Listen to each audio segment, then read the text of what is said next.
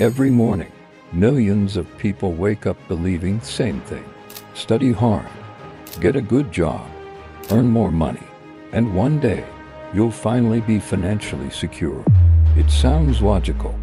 Work harder, earn more, save more, become wealthy. But if that were true, why do so many high-income earners still struggle with money?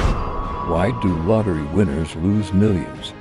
Why do ordinary people sometimes retire with more wealth than CEOs?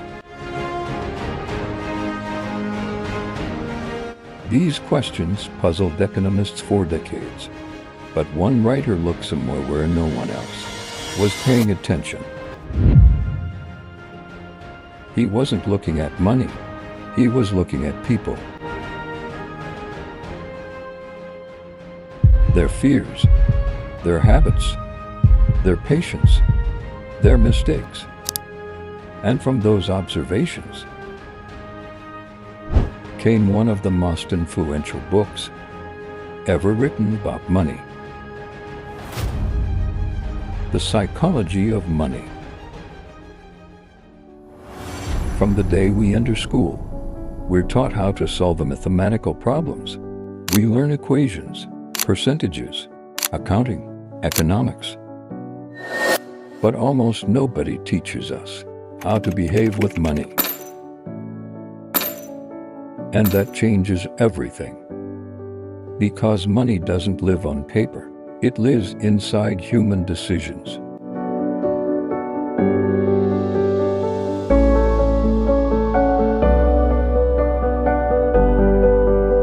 Every financial decision you will ever make is made by a human being, not a calculator. Two people can know exactly the same things about money and still end up living completely different lives. Why? Because knowledge is only part of the equation. Behavior decides the outcome. Morgan Housel spent years studying this simple idea, and what he discovered challenged much we believe about wealth. Financial success is not a test of intelligence. It's a test of behavior. The psychology of money. When you see a luxury car, you think you've seen wealth, but you haven't. When you see a mansion, you think you've seen wealth, but you haven't. You've only seen money that has already been spent. Real wealth is invisible. The money you don't spend is the wealth no one can see. And that's exactly why most people never recognize it. Society trains us to admire what is visible. Expensive watches, designer clothes, luxury vacations. But none of those things tell you whether someone is wealthy. One of them owns millions, the other owes millions. Looking at them, you would never know which is which. That's the greatest illusion money ever created. Wealth is what you don't see. Ronald Read never looked rich. He repaired cars, pumped fuel, lived quietly. Almost nobody noticed him. Then one day, he died, and the world discovered he had quietly built more than $8 million. He never tried to look wealthy. He simply became wealthy. That's the difference. Wealth is not the car. Wealth is the freedom the car cannot buy. Have you ever looked at someone and wondered, why would they spend money like that? Or maybe you've asked, why doesn't this person invest? We judge people by their financial decisions every day. We call them careless, greedy, fearful, irrational. Morgan Housel believed something different. Nobody is crazy. Every financial decision you make is shaped by experiences nobody else lived. Imagine a child who grew up watching his parents lose everything during a financial crisis. 20 years later, that child becomes an adult. He saves every dollar. He avoids risk. Now imagine another child. She grew up watching investments create wealth. Taking risks feels normal. Investing feels safe. Who is right? Both of them? Because neither one is making decisions based only on money. They're making decisions based on memory. We think money decisions come from logic, but many of them come from emotion. Fear, hope, pride, regret, experience. The difference wasn't intelligence, it was experience.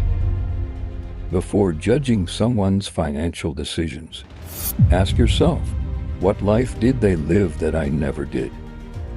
We live in a world that rewards speed. Faster internet, faster cars, faster success. But wealth follows a different rule. The greatest fortunes in history were rarely built overnight. They were built quietly, one day at a time. Long before Warren Buffett became one of the richest people alive, he was simply a curious boy, selling newspapers, saving coins, reading everything he could find about investing. He wasn't chasing billions, he was building habits. Here's what most people never notice. Warren Buffett didn't become wealthy because he made one perfect investment.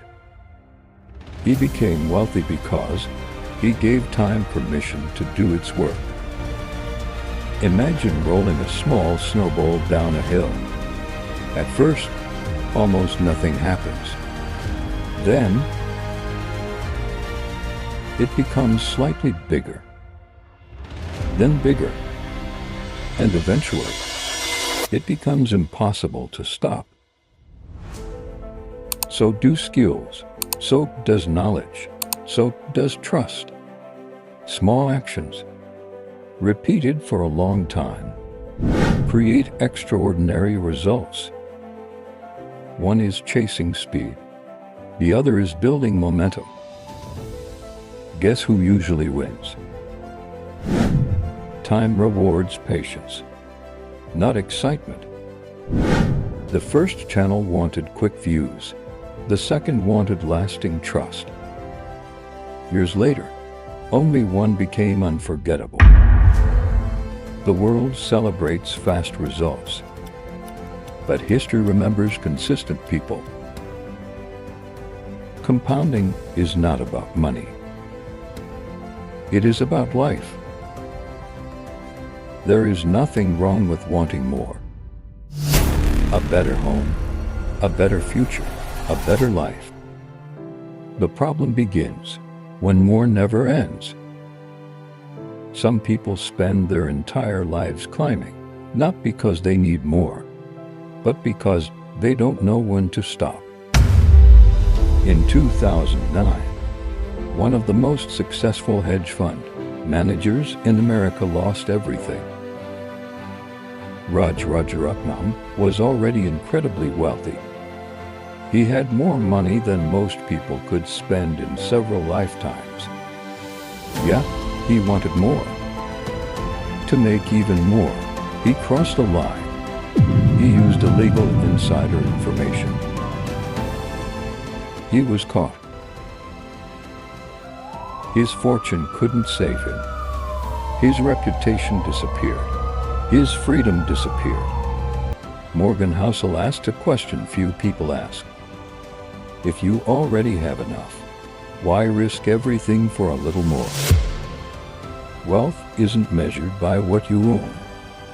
Sometimes, it is measured by what you no longer need to chase. The hardest decision isn't building success. It's protecting it. The richest person in the room is not always the one with the most money. Sometimes, it's the one who can finally say, I have enough If I gave you $10 million today, what would you buy? Most people think money buys things. But the greatest thing money can ever buy cannot be parked in a garage. It is freedom. Freedom to wake up without fear. Freedom to spend time with the people you love. Freedom to say no to work you don't believe in, to people who don't respect you, to a life you never wanted. Two people may have the same amount of money, but only one of them is truly free. Because wealth is not measured by numbers. It is measured by choices. Who is richer? The answer depends on what you believe wealth is. We spend years chasing money, hoping one day it will give us time. Perhaps we should spend our money protecting our time instead. Money is a powerful tool, but it is a terrible master. Use it to build a life, not to escape one.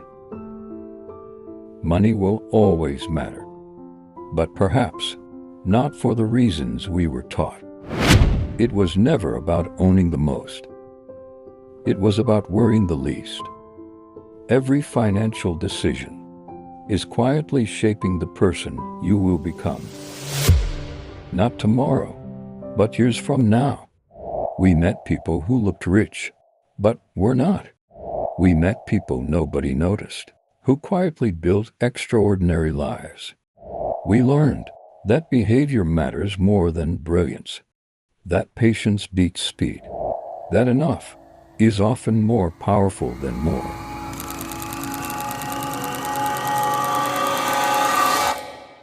Maybe the greatest investment you will ever make is not in the stock market. It is in the person making every financial decision. Read less. Understand more.